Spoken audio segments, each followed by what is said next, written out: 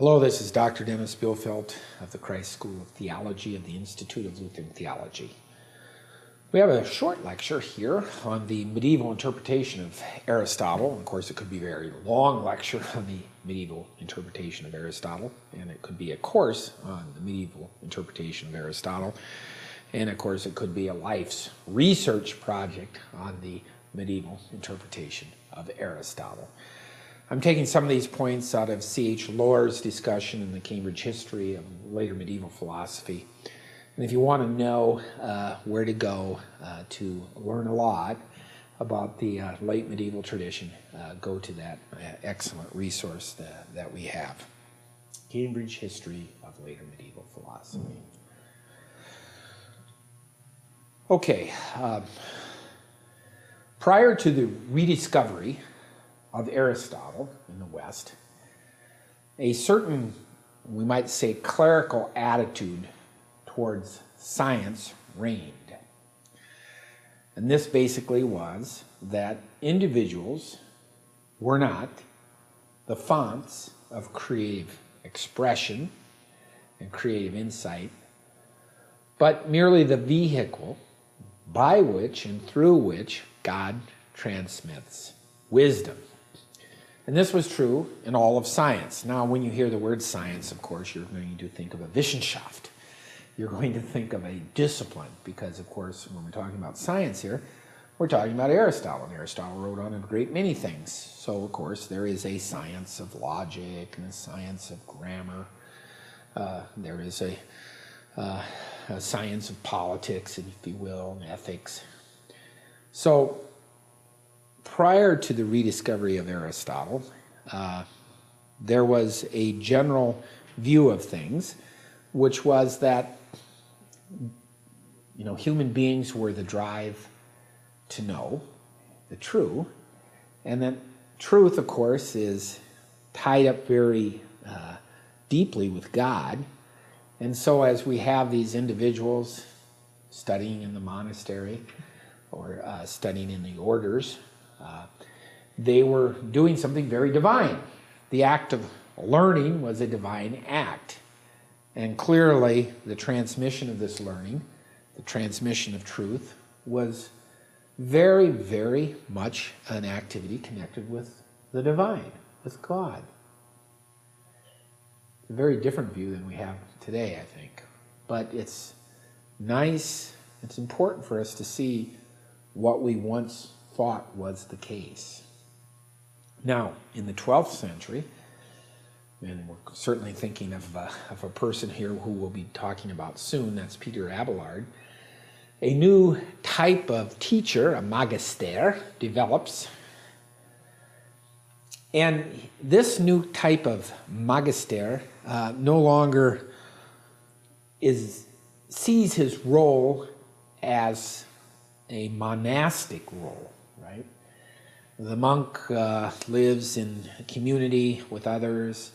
The monk worships God. The monk has a regular, disciplined life. The monk does works of service, transmitting the tradition of learning would be such a service. So a teacher before would see himself or herself, well, it's himself, of course, very much in the monastic role, right? But the new magister that develops sees himself a little bit more like someone who is a master in a guild, right? Because we have developing at this time guilds. Those who do very, very good work with leather. There's a guild for that, or for iron making, all kinds of things for the manufacture of wonderful pottery. The practice of the liberal arts is very much like a guild now, and the magister is one who is the master of the practice of those arts. We have a divide between the old and the new.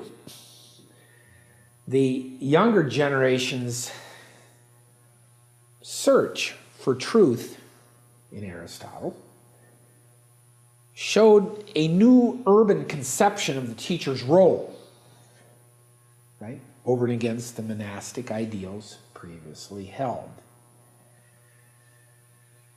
The new teachers wanted to learn Aristotle.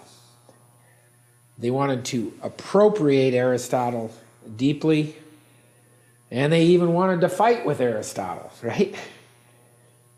They did not want to just merely transmit like the tradition had before. Now in 1255, this is now the middle of the 13th century, of course, Aristotelianism became the official curriculum at the University of Paris. We can say that arts faculties clearly became independent faculties at that time, when Aristotle became the official curriculum. Well, what does this mean? Well, to say that Aristotle is the official curriculum means that we're really working in a philosophical context that seems to be in some tension sometimes with the theological truths that were assumed, deeply held to be the case. Now, this philosophical context was one in which one backed away. If you were a teacher in the Masters of Arts faculties, you backed away a bit from your theological commitments when you taught Aristotle, right? You wanted to teach Aristotle in a way that was somewhat truthful or authentic of Aristotle. And so teachers started to be sympathetic with Aristotle and try to show students how Aristotle could think as he did, and why he came to the positions he did, and upon what arguments these positions rested. So it became easy now to say that something could be affirmed philosophically, right, perhaps, but not theologically. The distinction is between a loquendo secundum philosophos et a loquendo secundum theologos et secundum veritatem.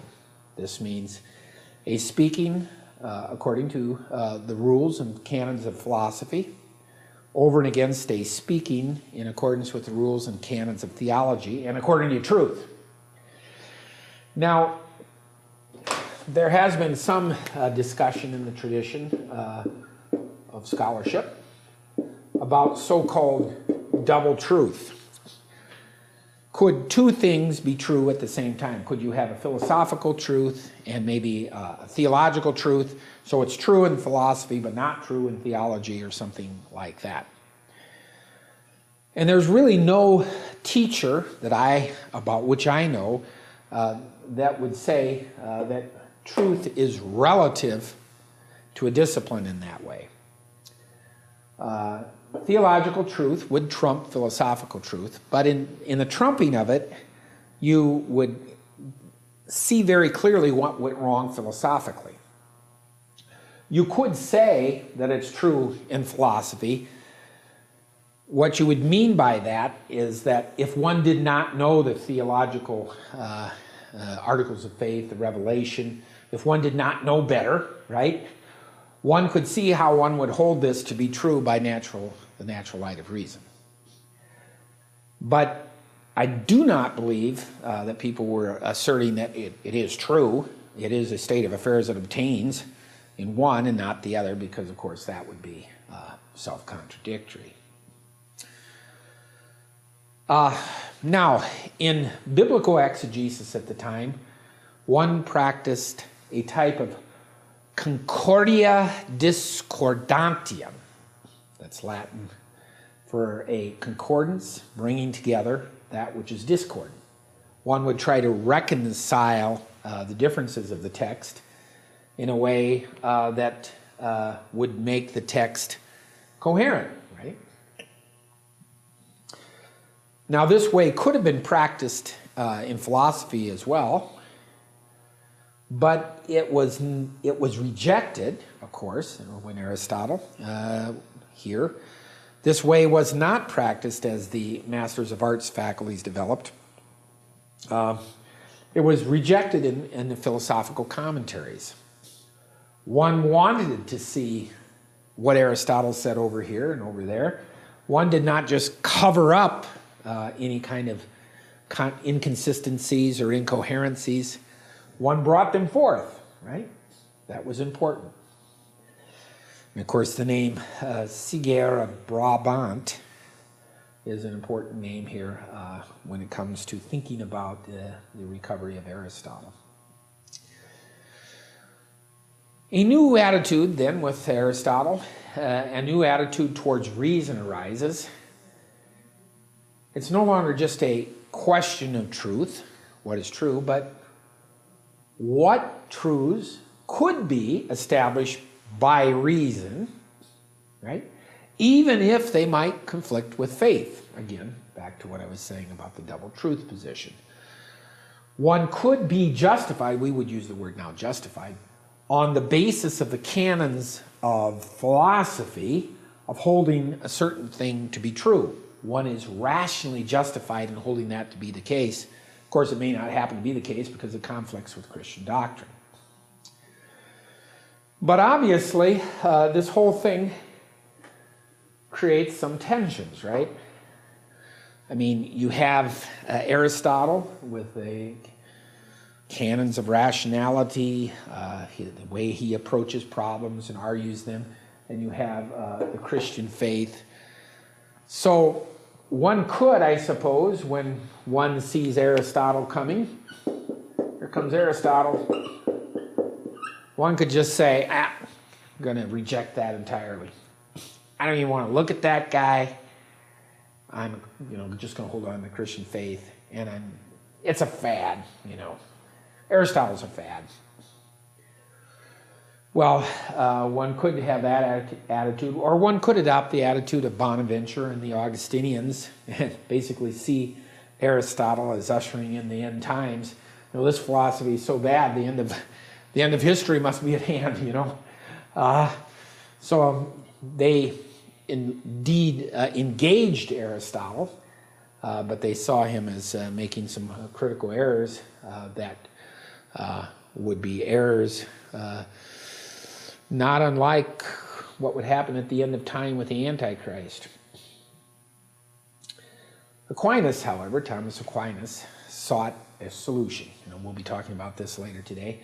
Thomas's solution allowed for the consonance of the truths of reason, right, which is for him Aristotle much of the time, and the truths of revelation. He's not a double truth guy, right? Thomas is the great rationalist here. Everything must fit together. Now, Thomas is very much Aristotelian, however, in knowing that certain features of the world obtain, even if they don't seem to obtain. Why? Because they're deducible from first principles that we know are the case. This is the so-called demonstrative method of Aristotle. It's very much tied to the method of the ancient geometers. And Aristotle was employed by Thomas in very creative ways. One of the ways was how Thomas was look out, for instance, and might see that there was a way of explaining things that would seem to follow quite well. And here's, I believe this was in the whole issue of the Ptolemaic model of how the sun's at the center of things, right? No, not the sun. Sorry, the earth's at the center of things, right? But you have these epicycles of the bodies that go around the earth, Ptolemaic view. And of course, these epicycles explain why we have the experience, the empirical experience we have.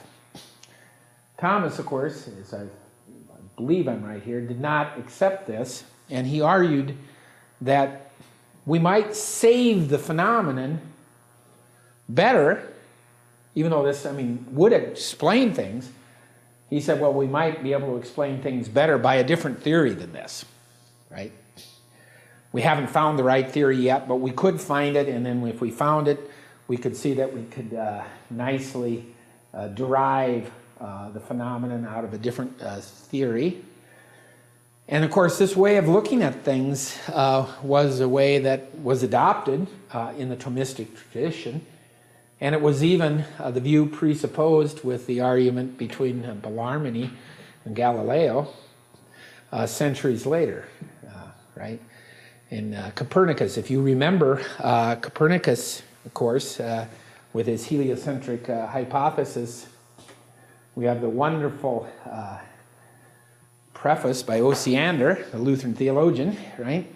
And we find in all of this the argument that, well, this is one way of looking at things, right? This would be a way that things could be. We're not saying they are that way, but it's a way that things could be, right? It's a theory that would be simpler to explain this. We're not claiming it is the case.